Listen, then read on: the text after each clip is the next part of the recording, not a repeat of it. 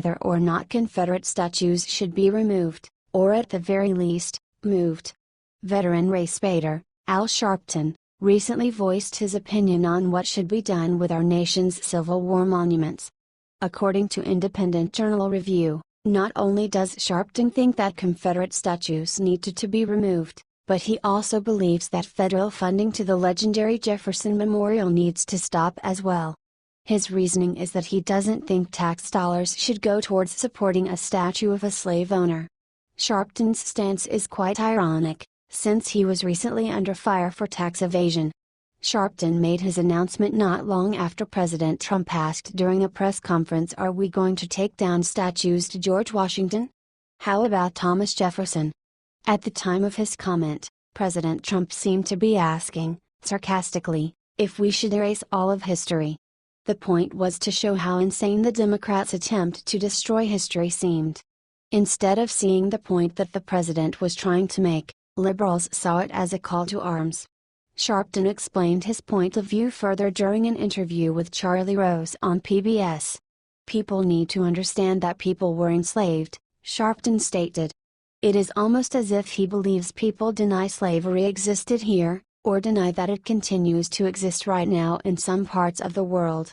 As you would imagine, many people are frustrated with Sharpton's point of view.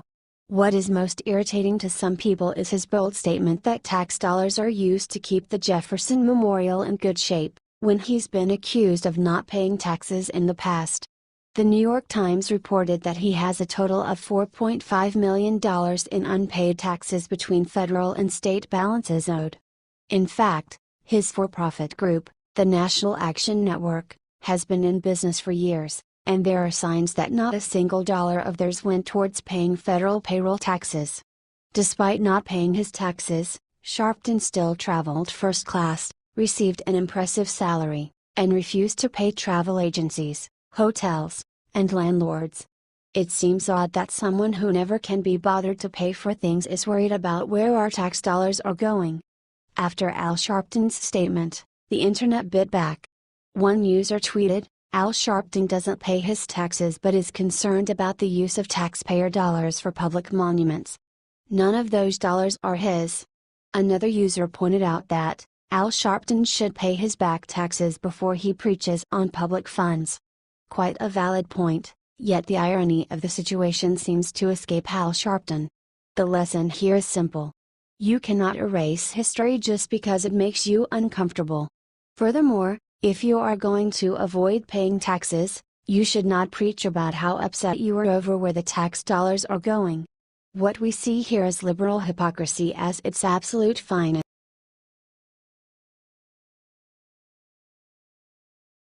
New news network will be more pro-Trump than Fox.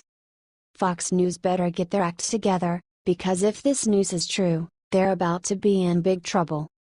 As Fox News leans much more to the left, thanks to Rupert Murdoch's liberal sons running the network, many conservatives are looking elsewhere for their non-biased news.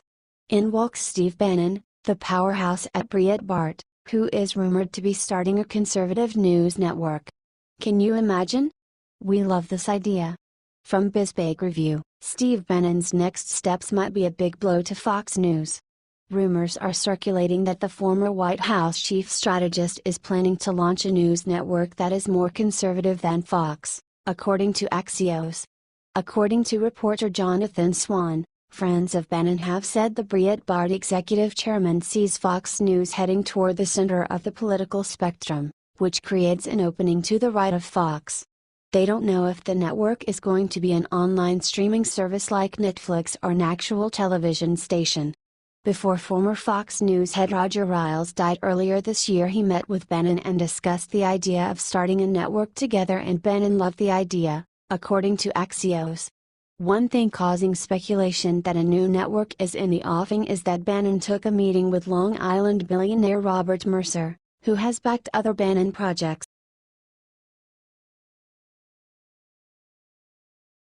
Justice. Violent Missouri lawmaker who called for Trump's death just got ruthless news from Lieutenant Gov.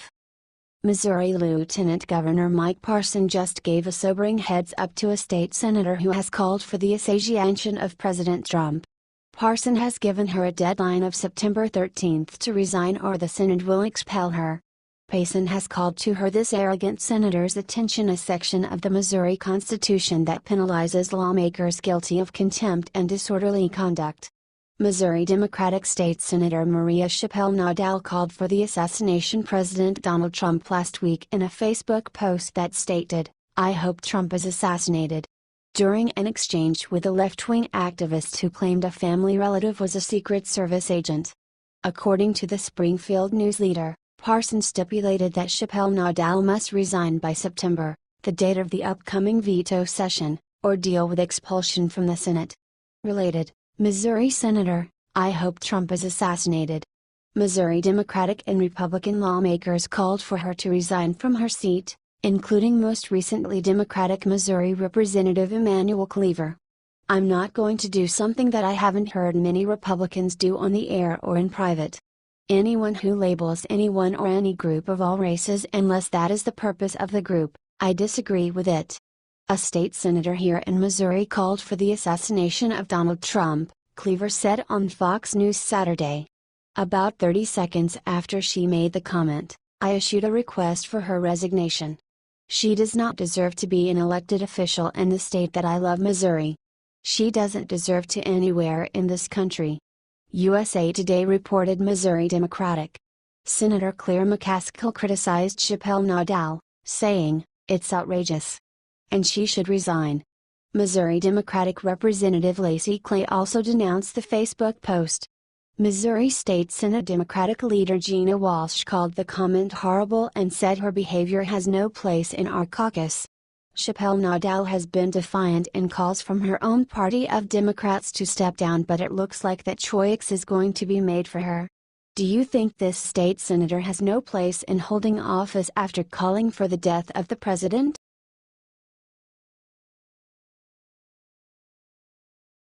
Atlantic writer U.S. eclipse delivers blackness across path of all white people. On Monday, August 21st, millions of Americans will be outside watching a solar eclipse, which in some parts of the country will be total. During totality, which may last only a few minutes, nocturnal animals will become active while others nest as though it were actually nightfall. And because neither the sun nor the moon is visible at that point, the darkness will indeed be total. The science of the eclipse is fairly simple. There is an easily predictable path of totality, and those outside that path will view only a partial eclipse. Although there are usually 2 solar eclipses annually, there can be as many as 5, the paths differ enough that specific locations may go years, even centuries, between total eclipses. For example, St. Louis, Missouri, is in the path of totality for Monday's eclipse.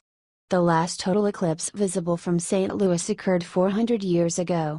Monday's path, according to NASA, looks like this, but as people get ready to view the eclipse, some traveling hundreds of miles to get a better view, people have been offering up theories regarding this eclipse's path of totality. None of them are based in science, and each is more outrageous than the last. The Boston Globe published an article in early August suggesting that the eclipse was following a path of Trump supporters, a stretch, considering the fact that the eclipse can be seen in near totality at least the 48 contiguous states. But the most recent offering, from Alice Ristroff of The Atlantic, puts a racial twist on the path of the eclipse. Ristroff suggests that the path of totality will introduce blackness to areas of the country that are predominantly white. She writes, on August 21, 2017, a total solar eclipse will arrive mid-morning on the coast of Oregon. The moon's shadow will be about 70 miles wide, and it will race across the country faster than the speed of sound, exiting the eastern seaboard shortly before 3 p.m. local time. It has been dubbed the Great American Eclipse, and along most of its path, there live almost no black people. Presumably, this is not explained by the implicit bias of the solar system. It is a matter of population density, and more specifically geographic variations in population density by race, for which the sun and the moon cannot be held responsible. Still, an eclipse chaser is always tempted to believe that the skies are relaying a message. At a moment of deep disagreement about the nation's best path forward, here comes a giant round shadow, drawing a line either to cut the country in two or to unite it as one. Ancient peoples watched total eclipses with awe and often dread, seeing in the darkness omens of doom. The Great American Eclipse may or may not tell us anything about our future, but its peculiar path could remind us of something about our past, what it was we meant to be doing, and what we actually did along the way. And if it seems we need no reminding, consider this: we tend to backlight our history, and so run the risk of trying to recover a glory that never existed. When the light in August changes, watch carefully. Ristroth then follows the path of totality from Oregon, which, she laments, is predominantly white now, although it used to be home to Native Americans, through America's heartland, careful to remind readers that slavery used to be legal in some of the states along the path. When the eclipse gets to Missouri, things get interesting. The African American population centers in Missouri are in the major urban areas, Kansas City and St. Louis, and the path of the eclipse will effectively bypass both, running north of Kansas City and south of St. Louis. Aside from the southern states like Kentucky, Tennessee, and South Carolina, where Ristroth concedes that the eclipse will pass over African Americans, but only because those states used to own them as slaves, she asserts that the only real exceptions to this rule are prisons like Kansas's Fort Leavenworth, where typically black inmates outnumber whites. The eclipse has spoken.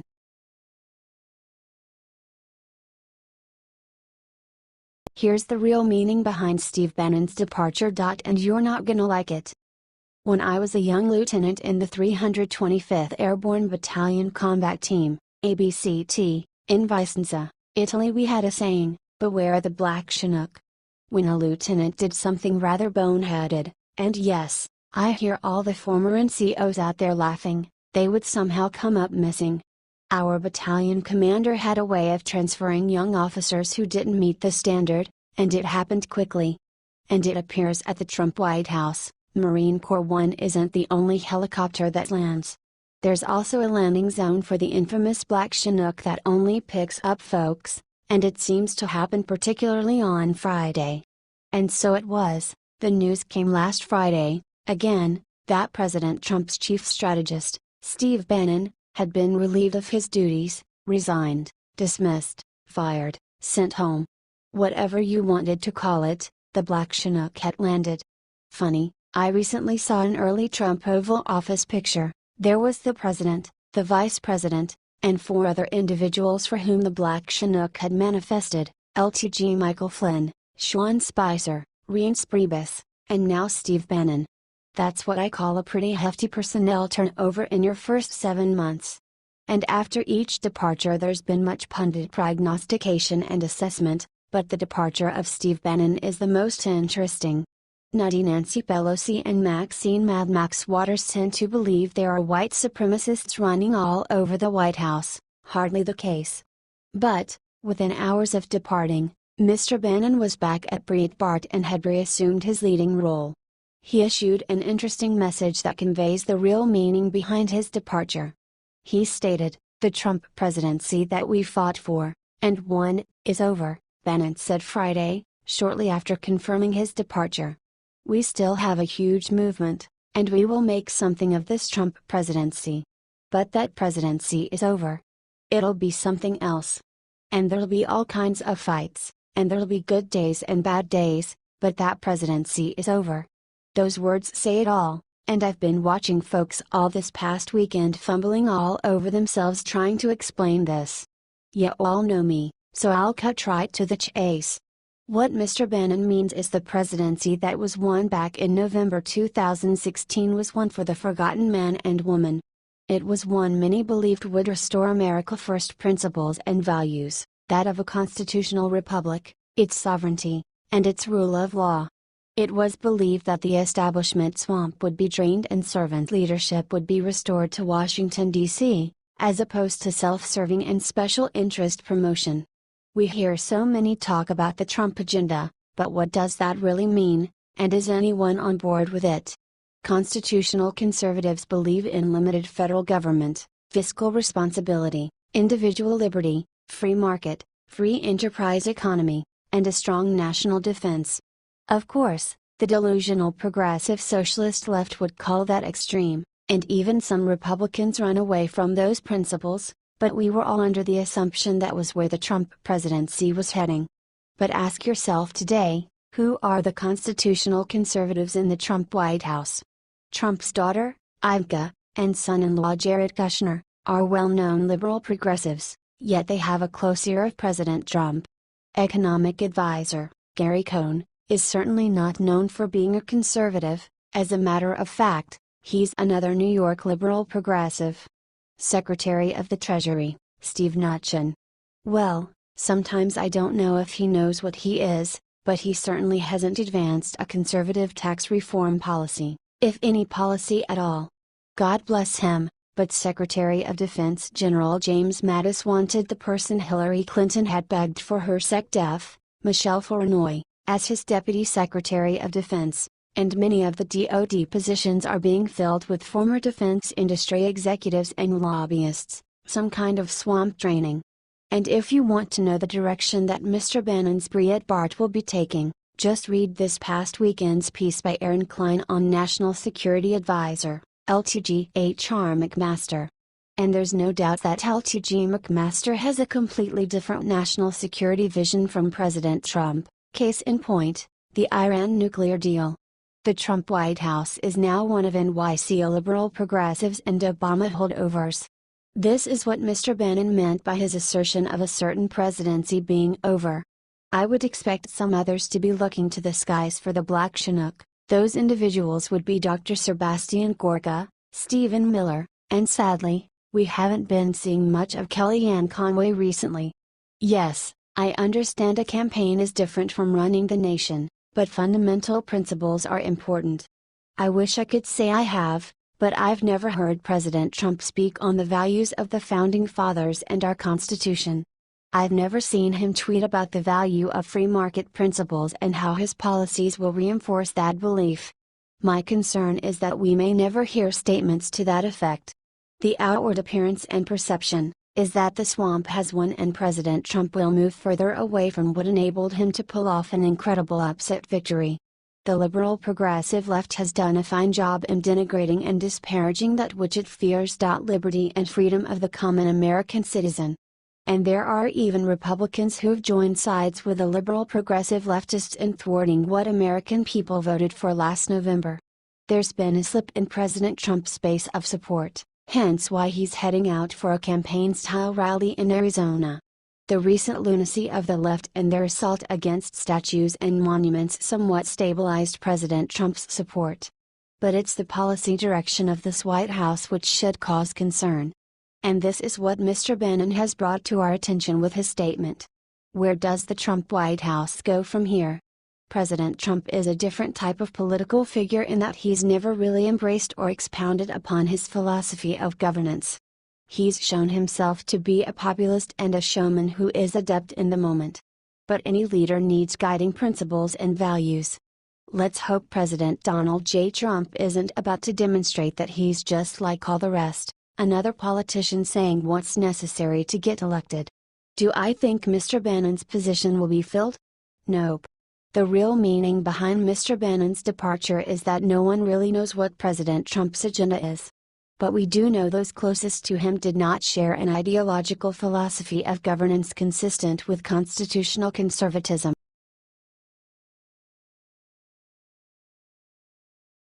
Will and Grace ask for 6 hero senators to stand up and impeach Trump. Here's what they missed. Will and Grace actors Deborah Messing and Eric McCormack voiced their disapproval of President Donald Trump in the way many of his critics have, with a call for his impeachment. They responded to an opinion piece published by Newsweek that screamed in all caps on the page, "Trump is just 6 Senate votes away from impeachment." And while the article very clearly outlined the process, noting that the president must first be impeached by the House of Representatives, where it would likely be far more difficult to get the majority to vote against him, for a Senate vote to be relevant at all, the headline and feature photo did not reflect that at all. McCormack started the